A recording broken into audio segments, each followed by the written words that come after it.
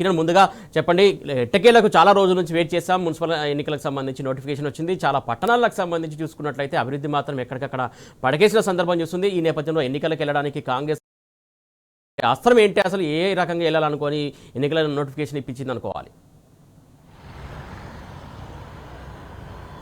ఖచ్చితంగా గత 2 సంవత్సరాల నుంచి కూడా దాదాపు మున్సిపాలిటీలతో పాటు కార్పొరేషన్లో సమస్యలన్నీ కూడా తాండవం చేస్తూ ఉన్నాయి. ఈ నేపథ్యంలోనే పదవి కాలం ముగిసి ఏడాది అవుతున్నా కనీసం ఎన్నికలు పెట్టేటువంటి సాహసం రాష్ట్ర ప్రభుత్వం కాంగ్రెస్ పార్టీ చేయలేకపోయింది. ఈ నేపథ్యంలోనే ఎట్టకేలకు ఈరోజు ఎన్నికల సంఘం కూడా ఎన్నికల నోటిఫికేషన్, ఎన్నికల షెడ్యూల్ను విడుదల చేసింది. రేపటి నుంచి నామినేషన్ల పర్వం కొనసాగుతుంది. అంతేకాకుండా వచ్చే నెల 11న పోలింగ్ ఉంటుంది. 13వ తేదీన ఫలితాలు ఇటు కౌంటింగ్ ప్రక్రియ కూడా ఉండనుంది. అయితే మున్సిపాలిటీల్లో ఉన్నటువంటి సమస్యలు ఏవైతే ఉన్నాయో ప్రధానంగా ఏడాది కాలం నుంచి కావచ్చు, లేదంటే 25 నెలల నుంచి కూడా కనీసం పట్టించుకున్నటువంటి పాపాన పోలేదు.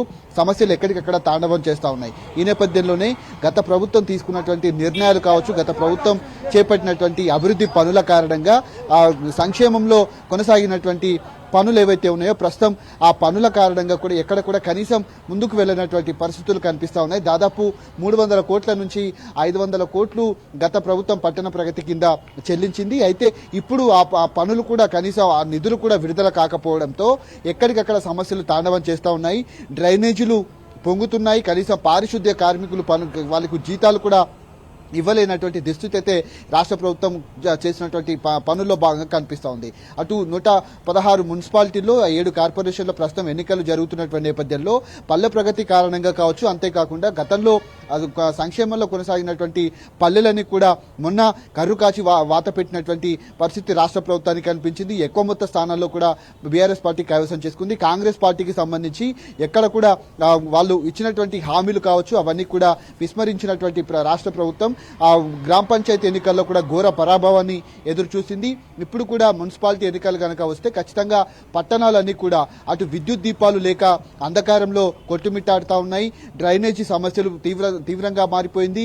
ఎండాకాలంలో కావచ్చు, అంతేకాకుండా వర్షాకాలంతో పాటు చలికాలంలో కూడా మంచినీటి సమస్య తీవ్రంగా వేధిస్తుంది. అటు చెట్ల నరికివేత కావచ్చు, హరితహారం కావచ్చు, పల్లె ప్రకృతి వనాలు ఏవైతే ఉన్నాయో వాటన్నిటినీ కూడా పెద్ద మొత్తంలో నిధులు కేటాయించి పనుల కార్యక్రమాలన్నీ కూడా గత ప్రభుత్వం చేపడితే ఇప్పుడున్నటువంటి ప్రభుత్వం 2 సంవత్సరాలుగా ₹1 కూడా అటు మున్సిపాలిటీలకు ఇవ్వనటువంటి కేవలం వచ్చినటువంటి ట్యాక్స్ల రూపంలోనే కొన్ని పనులు చేపడుతున్నారు తప్ప మున్సిపల్ సిబ్బందికి అక్కడ ఉన్నటువంటి పారిశుద్ధ్య కార్మికులకు మున్సిపల్ శాఖలో పనిచేసేటువంటి లోకల్గా పనిచేసేటువంటి సిబ్బందికి నెలవారీగా వచ్చేటువంటి జీతాలు కూడా సమయానికి రావట్లేదు.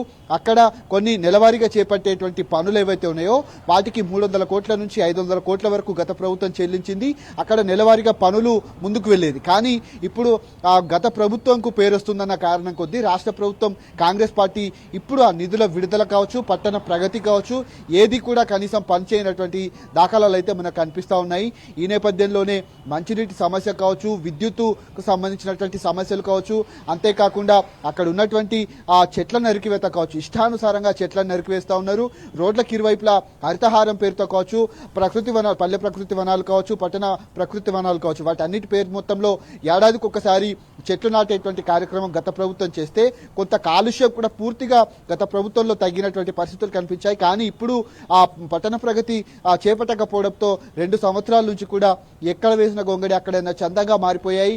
వచ్చేటువంటి ఎన్నికల్లో ఖచ్చితంగా కరుగాచి వాత పెట్టేటువంటి అవకాశాలు అయితే మనకు స్పష్టంగా కనిపిస్తా ఉన్నాయి.